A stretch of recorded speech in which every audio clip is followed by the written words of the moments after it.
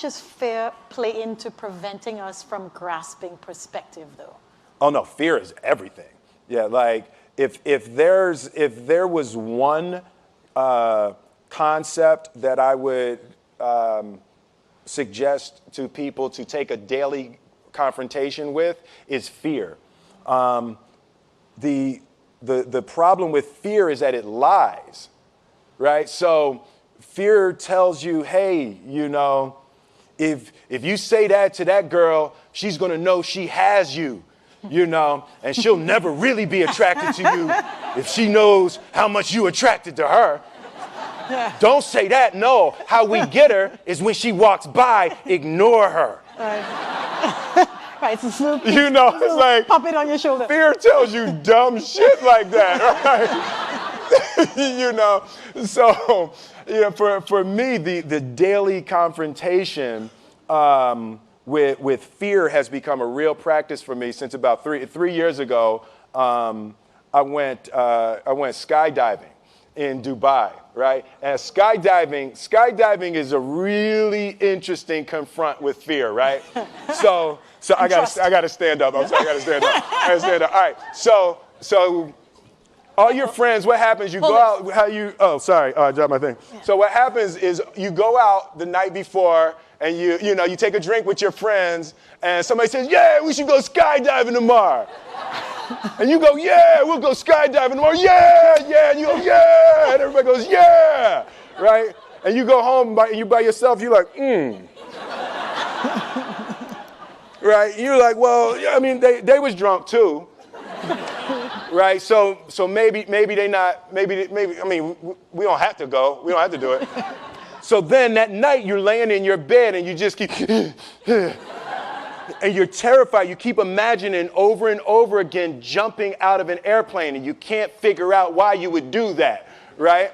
And you're laying there and you have the worst night's sleep of your life, but you still have the hope that your friends were drunk, right? So you wake up the next day and you go, down and you say where you were going to meet, and everybody's there. You're like, oh, shit.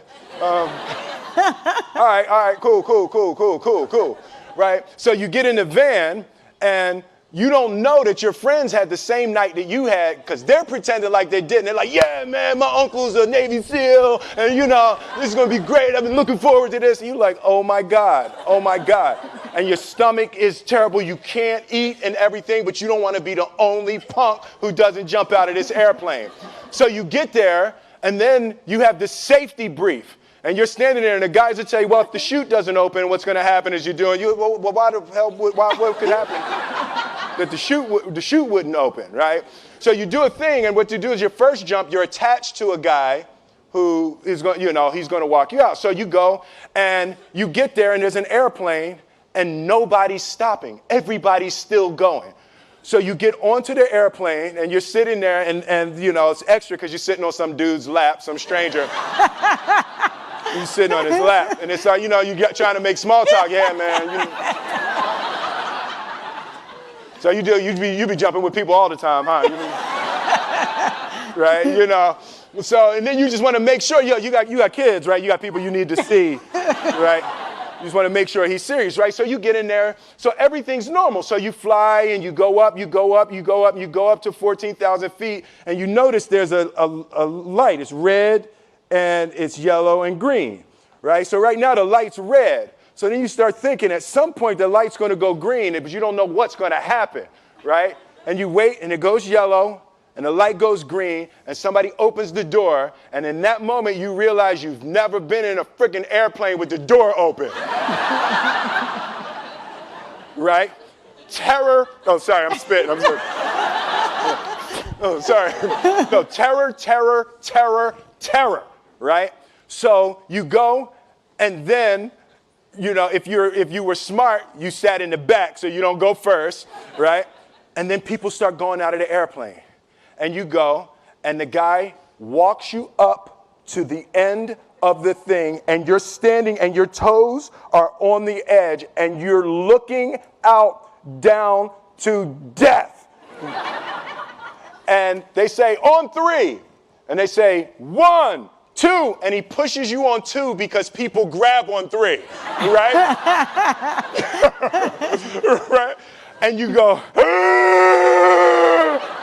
and you fall out of the airplane, and in 1 second, you realize that it's the most blissful experience of your life. You're flying, right? It doesn't feel like falling, right? It's like you actually are kind of held a little bit by the wind, and then you start falling, and there's zero fear. You realize that the point of maximum danger is the point of minimum fear. It's bliss. It's bliss, and you're flying, right? And you're doing that, and then 20 seconds, 25 seconds, 40 seconds, and you have enough time to just kind of be like, oh, shit, that's that building. I saw like that one. Oh, you can see the ocean. Right? You start doing all of that, and the lesson for me was, why were you scared in your bed the night before? What do you need that fear for? Just don't go. Why are you scared in your bed 16 hours before you jump? Why are you scared in the car? Why could you not enjoy breakfast? What did you need that? The fear is fear of what? You're nowhere even near the airplane. Everything up to the stepping out, there's actually no reason to be scared. It only just ruins your day. You don't have to jump. And then in that moment, all of a sudden, where you should be terrified is the most blissful experience of your life. And God placed the best things in life on the other side of terror. On the other side of your maximum fear are all of the best things in life. You know? Mm-hmm. So that was sorry. So that was, no, it's good. That was my experience with skydiving and fear. All right. All right. So practically speaking. But I didn't like that take. I'm going to do it again. Back to the top. I can sell that better. Oh, no. When you decide to do something like that, like how does it work practically? Do you call your wife and be like, I might be dead tomorrow. Right. No, but that's. But I made a drunk promise. Yeah, I made a drunk promise. Yeah. How about this? So I jumped. I had such a mystical, powerful, spiritual experience. I flew home and got my sons, and I went back, and 10 days later, my sons jumped, right? Yeah. Now, that was a little different. Oh, see, that makes me stand up, right? Because I'm scared, right?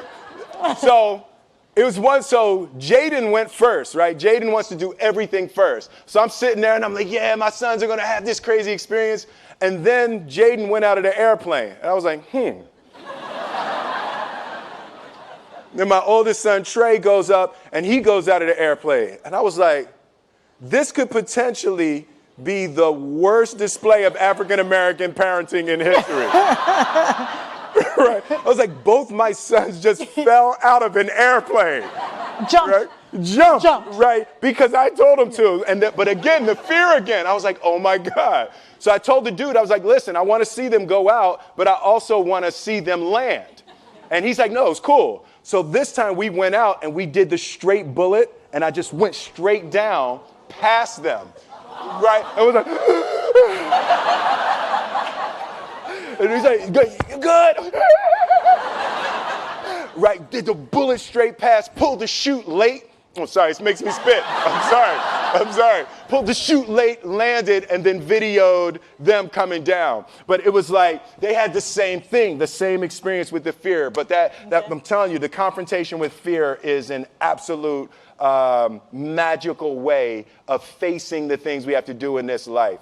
You know, forget security, live for experience, right? So with that, every morning when I get out of the bed, you know, I haven't fixed everything in the world yet, so there's always something to do. And in this film, I read an interesting quote for the Siddhartha Gautama, the Buddha. He said that good people have to get out of the bed every day and try to empty the ocean with a ladle, right? And I thought that was, you know, I knew that was profound, and I paused for a second, and I said, all right, what the hell is a ladle, right? right? So that, I touched it on my iPad as ladle. Oh, it's like a big spoon. Okay. As we it's say like in a Philly. soup spoon. Yeah. It's like a soup spoon. I was like, why are you a soup spoon? So trying to empty the ocean with a soup spoon, as the mentality of how you wake up every day to try to do good in the world. So for me, I'm really driven by continually trying to elevate my mind and elevate my spirit and care for my body, and to be able to love as many people as effectively as possible with this mystery of life that I've been given.